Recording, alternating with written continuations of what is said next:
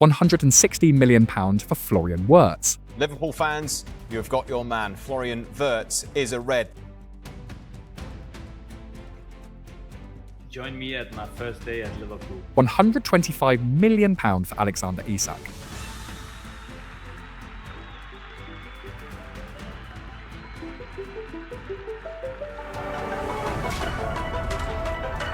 I want to create history. I want to win trophies.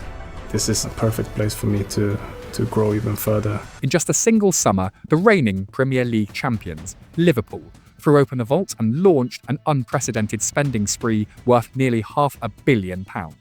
But for what? It's disgraceful, lad, the way we're playing at the minute. Another 3-0 loss. They don't look like they fancy it, do they? Heads down, no bite, nothing. Look at this, I even got a Slot tattoo last season. Thought it was all going to be a jackpot, didn't I? Got it for the parade, guess what? Booked in for laser removal tomorrow morning. You're lucky tonight. And you're lucky that you didn't get absolutely... This game should be over. We have to talk about what we just witnessed. We can't pretend it didn't happen. 9 defeats in 12 matches, their worst collapse since 1953. As Wirtz lost his way and Isak became isolated, the entire team's style of play completely fell apart. In the end, the £482 million spending frenzy of the 2025-26 season delivered a punishment more bitter than anyone could have imagined.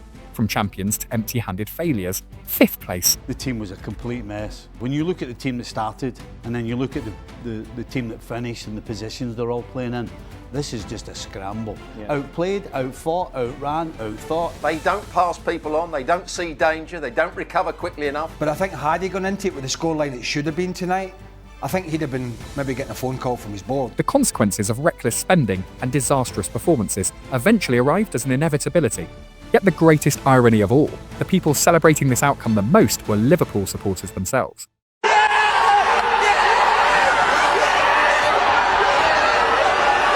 Just happy, really, to be honest. You've got to be... I sort of expected it. I thought it would have happened earlier on in the season. Buzzing. It should have gone at Christmas, but the problem is I don't know who we're going to get now. The era of Liverpool's Erik ten Hag had officially come to an end. Amid growing doubts over who would be brave enough to clean up the wreckage, the next man to step into the pressure cooker quickly emerged. Andoni Iraola. This video, I fear, is going to be music to the ears of Liverpool fans. Andoni Iraola is going to be your new manager. I think they've got a great manager. I think he'll get the respect in the dressing room. But then when he goes in there and he puts his first session on and he sees Wirtz, Isak, Van Dijk, all these top players, he must be licking his lips, man, thinking if he can just get these players to play that he wants and work as hard as he wants them to do, I expect Liverpool to get... Would this be a masterstroke or complete madness? Perhaps both. But one thing is certain, this man is about to permanently alter the course of football at Anfield. I think Iraola getting in there, if that's the case, that could be a very exciting appointment. Looking back at the summer of 2025, Liverpool's £450 million spending spree rapidly transformed into a chain reaction of disasters. Isak broke his leg, Wirtz went an entire month without scoring, and Salah publicly accused Slot of throwing him under the bus. The Liverpool dressing room completely imploded. That internal collapse dragged the club down to 5th place with just 60 points, their worst league finish in an entire decade. The numbers were wrong. 19, 20 defeats this season. The drop in the points tally by 20 points, it hasn't been good enough.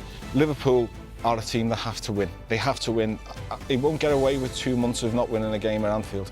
Like, Arne Slot lost buy-in from the players and from the Liverpool fan base. Then, on May 31, 2026, exactly 1 year after the peak of Championship glory, a phone call from the FSG hierarchy brought everything to an end. Slot was gone.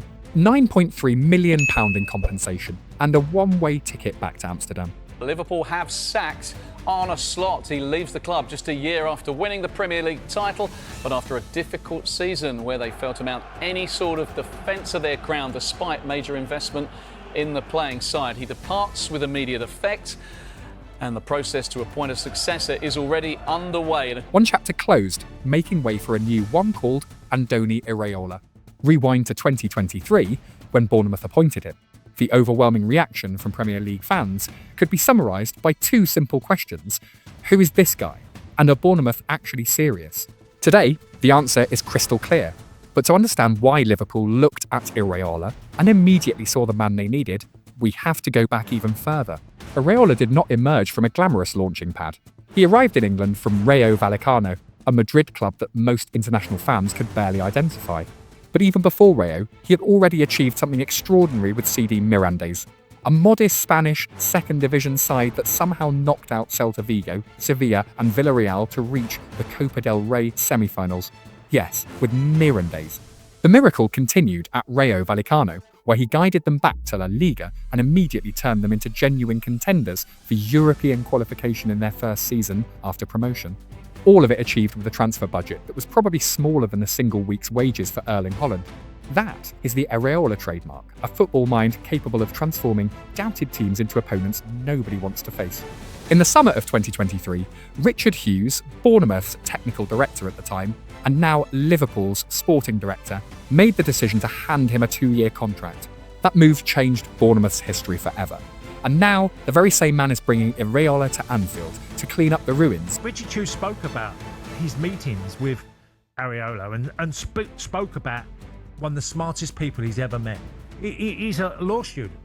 You know, that doesn't mean you're a great football coach, but there's nothing unturned with him. And the way he wants to play, I think it's the best signing. And we never know. You're never guaranteed of a player works or of a manager works. But I think, boy, I'd love to know if he can make it work at Liverpool. 3 seasons at a seaside club produced one of the most remarkable success stories in Premier League history. Yet the beginning was far from smooth. When Iraola arrived in June 2023, his new players were not immediately convinced. Antoine Semenyo, who later flourished under him, openly admitted, I didn't see it at the start. I'll be honest, I didn't see it. Like, don't get me wrong, when he came in, he had his way of playing and it was very new to us. Yeah. Like, the way he structured the weeks, we didn't really have any days off, nothing. So, like, it's very hard for a team to go from. But every doubt was soon shattered by an astonishing upward trajectory. His first season ended with Bournemouth finishing 12th on 48 points, setting a new Premier League points record for the club. In the second season, they climbed to 9th with 56 points, smashing the very record they had just established. Then came the third season, when they reached their peak in 6th place with 57 points and secured a historic Europa League qualification spot, something the club had never achieved in its 127-year history. They've been exceptional. He's developed players. They've played attacking, exciting football. He has been so instrumental to all of their successes over the last 3 years. He has done a sensational job at Bournemouth. 3 seasons. They finished 12th in the first season. They had a record-breaking campaign in his second term where they finished 9th, so close to European football. It was a record-breaking season because Bournemouth had never got 56 points before in the Premier League. The most wins they'd ever had, 15. The most goals they'd ever scored in the top flight, 58. And the best defensive record, 46. So it was an outstanding campaign. Remember, just 13 years ago, Bournemouth were battling in England's 3rd tier. Now, thanks to Iraola, they have proudly stepped onto the European football stage. And the moment that perfectly defined his 3-year legacy arrived in the dramatic 37th round of fixtures. Bournemouth's courageous 1-1 draw against Manchester City officially crowned Arsenal as the new Premier League champions. Iraola, his players, and that unforgettable match directly determined who would become Kings of England. Immediately after the final whistle, Iraola congratulated his old friend Mikel Arteta. A small gesture perhaps, but one that revealed a great deal about the character and composure of the man himself. I think we have to congratulate Arsenal. I think they fully deserved. I think they've been so consistent during the past seasons and improving a little bit more. And I'm very happy for Mikel, very happy for Kepa that was here with us past season, very happy for Arsenal because I think they've been very good. Obviously we were today, trying to get Europe, trying to fight for our result, but in the personal side, I'm also very happy for Mikel, yes. After that match, Iraola sat down and smiled as thunderous standing ovations echoed from every corner of the Vitality Stadium. He departed not as a defeated man, but as someone who had successfully completed every historic mission entrusted to him there. Iraola did not necessarily have to leave, but the call from Anfield had become impossible to ignore. Just thank you very much for helping to be a part to changing the trajectory of this football club. Really, thank you. I appreciate it. I feel like I owe a lot of things to this club, to this city, and I was so happy when we got this European qualification because at the end I live like, okay, at least I can give back at least this this new challenge, this new adventure that is going to be massive for the club, and I will be also following it, enjoying it for sure, and I hope the club goes in the right direction. I think we are in very good hands. I think the people that works here know what they are doing. Also, I think the new manager is very good. He's very good, and I'm sure things are going to be very good. Thank you, Gaffer. Thank you. So what makes the tactical package Iraola brings to Anfield so special? Let's open up his playbook. On paper, the 4-2-3-1 formation looks incredibly ordinary and nothing out of the ordinary. But once the match begins, the moment Liverpool regain possession, that system undergoes a complete transformation. Iraola's tactics are based around the 4-2-3-1 formation, a system that I'm sure many Liverpool fans will be familiar with. But that's where the links between himself and his predecessor ends. Andoni Iraola prioritises and demands intensity within his setups and requires the utmost commitment from every single player to be able to push forwards his ideas and philosophy.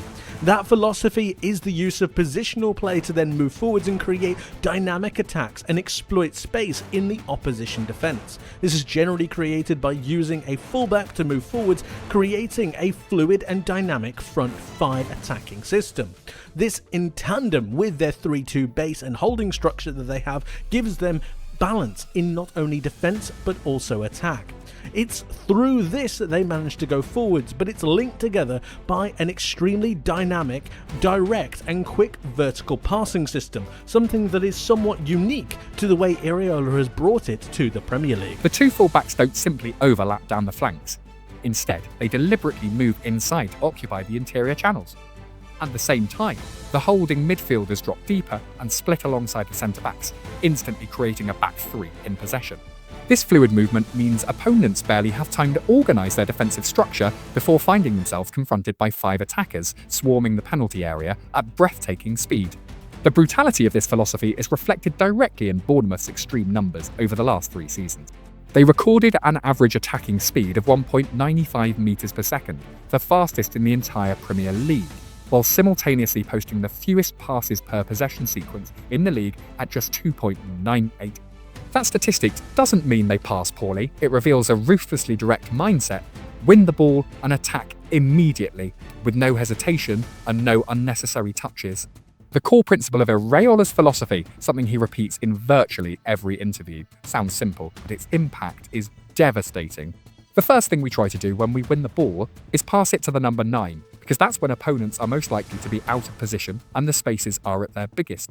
Now imagine that philosophy being executed by Liverpool's current personnel. Alexander Isak becomes the number 9, receiving those deadly passes. Florian Wirtz orchestrates play as the creative number 10 just behind him.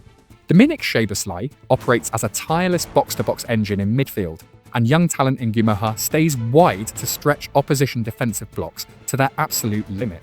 Klopp himself once reserved special praise for Iraola's ability to develop and maximise strikers. Yeah, they're good.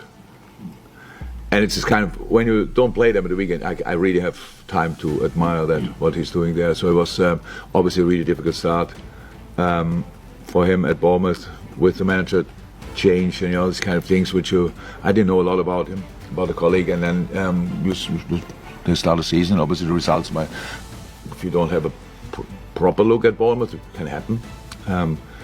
But they turned it around, wow.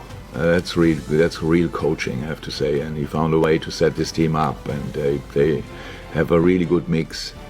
They play football, they find direction in the right moments, they use Tom Solanke in a sensational way, the support he gets from the centre, from the wings, the way they defend, they're really good, really compact, so that's proper. And now, Iraola finds himself directly managing Alexander Isak, the exact type of centre-forward Klopp often spoke about with admiration. The circle of destiny has closed perfectly at Anfield. And if all of that still isn't enough to convince you, then consider this. Pep Guardiola, a man who never hands out compliments without reason, had this to say. Andoni is an incredible, well-respected manager in Spain, have done an incredible job in Rayo Vallecano.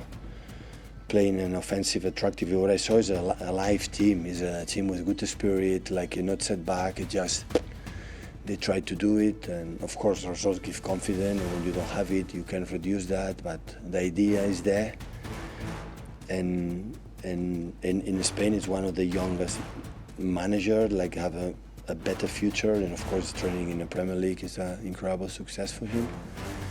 And it depends about how we behave, and hopefully we can continue doing a good performance. Guardiola openly described Iraola's style as the future of football, short, direct, and enough to silence virtually every remaining doubt. But to implement that philosophy, the very one Guardiola called the future, inside a ruthless institution like Anfield, Iraola is not arriving alone. He is bringing his trusted right-hand man, Tommy Elphick. A former hard-nosed centre-back for Brighton, Bournemouth and Aston Villa, Elphick is now regarded as one of England's most highly rated young assistant coaches. Over the last 3 years, he has worked side by side with Iraola to build Bournemouth's aggressive high-pressing structure and their devastating set-piece routines. And this is where the story becomes genuinely emotional. Tommy Elphick has been a passionate Liverpool supporter since childhood. Now he is preparing to walk through the Anfield tunnel. As a member of the coaching staff of the club he has loved all his life, sometimes reality is more romantic, cinematic than fiction itself. Also arriving at Anfield is Sean Cooper, the assistant coach responsible for attacking set-piece routines. Within coaching circles, he is regarded as one of the game's quiet, tactical minds, yet one of the most important figures in Iraola's staff. As for the squad he is inheriting at Liverpool, there is far less reason for concern than many people think. Yes, Mohamed Salah has departed, bringing an end to a legendary 9-year era that produced 255 priceless goals. But the remaining pieces at Anfield still represent a treasure chest of potential. There is Florian Wirtz, who can now finally be freed from invisible pressures and tactical mismatches to become the chief architect of every attacking move. There is Alexander Isak, enjoying ideal fitness, a complete pre-season, and a system seemingly designed specifically for him. The midfield still contains Dominik Szoboszlai, the only true silent MVP who maintained consistency throughout an otherwise chaotic season. And then there is Angamoha, the 17-year-old gem who recently stunned everyone with a dramatic stoppage time winner against Newcastle. For this young man, the sky is the limit. The backbone already exists. The elite talent is already assembled. The only thing Anfield lacks right now is a footballing brain capable of unlocking its full destructive potential. But set all the glamour aside for a moment. Let's confront the cold reality. This is, in truth, a higher risk, all-in gamble. Sky Sports poured cold water on the excitement almost immediately, and Jamie Carragher, one of the sharpest analytical minds in modern football media, sounded the alarm the moment Arne Slot's departure was confirmed. Well, listen, he's done a brilliant job in the Premier League. What Bournemouth have done is absolutely fantastic, but there are still huge question marks. The way he plays is definitely the way Liverpool want to go back to. High-intensity football, we know he's fantastic at that, but it's not just all about that when you're the Liverpool manager off the ball. And that was a big problem for Arne Slot. That was the thing that really worried me. And I said all season, Liverpool off the ball was so poor. And that's a big part of Liverpool's DNA, not just Jurgen Klopp. The reason we talk about Anfield factor, a lot of it is off the ball, not just on it. So he's fantastic at that, but then actually with the ball and dealing with low blocks, and it's not about getting the ball off the opposition as much, because you're supposed to have probably 60% of the ball. My worry is, can you play at that intensity when you're playing every 3 days? And that was only getting played once a week, wasn't it, with Bournemouth? That is completely different. And I think whenever you bring in a manager in for a top club in England, you're thinking, can he win me the league? And that's my thing. That's a big question mark around him or any manager coming in. But Liverpool had a manager who's won the league. So that's why I was always torn. As I said, whoever comes in, it's a risk, of course, but Liverpool did have a manager who won the league. Carragher's argument is sharp, logical, and grounded in reality. The greatest challenge awaiting Iraola at Liverpool lies in a direct clash of footballing philosophies. After spending £450 million assembling a possession-oriented squad, Iraola's relentless running and aggressive pressing demands could create a significant culture shock. Elite stars such as Wirtz and Isak, as talented as they are, have never been true pressing machines. The £250 million question is simple. Can Iraola successfully reprogram these footballing minds, or will reality crush his system before it ever takes off? But tactics are only part of the equation. The scale of the job itself is what threatens to suffocate expectations. If Bournemouth was a blank canvas where experimentation was welcomed, Anfield is a gigantic pressure chamber where even an average result can trigger a full-blown media crisis. The weight of that throne has already broken managers with far more decorated resumes. The challenge becomes even more unpredictable because Iraola remains completely untested at the highest trophy-winning level. His previous achievements with Mirandes, Rayo Vallecano, Bournemouth, and Europa League qualification are fundamentally different from competing for Premier League and Champions League crowns. This is his first step into that elite world. Moving directly from Bournemouth to Liverpool is not merely a career progression, it is a giant leap to the moon. And yet, viewed from the opposite angle, Liverpool may actually be the perfect destination for Andoni Iraola at this exact moment. His greatest ally at Anfield is Richard Hughes, the man who first brought him to Bournemouth and who now occupies a position of immense influence at Liverpool. Hughes understands exactly what Iraola needs to succeed, knows how to create the right support structure behind the scenes, and is prepared to remain patient while the new machine finds its rhythm. That trust, forged through years of collaboration, may become the single most important factor in helping him survive the transition period. Furthermore, Liverpool's current squad is far from broken, it is simply out of sync within the wrong system. Elite talents such as Wirtz, Isak, Szoboszlai, and young Ngumoha all possess enormous potential but have yet to be fully aligned within a coherent framework.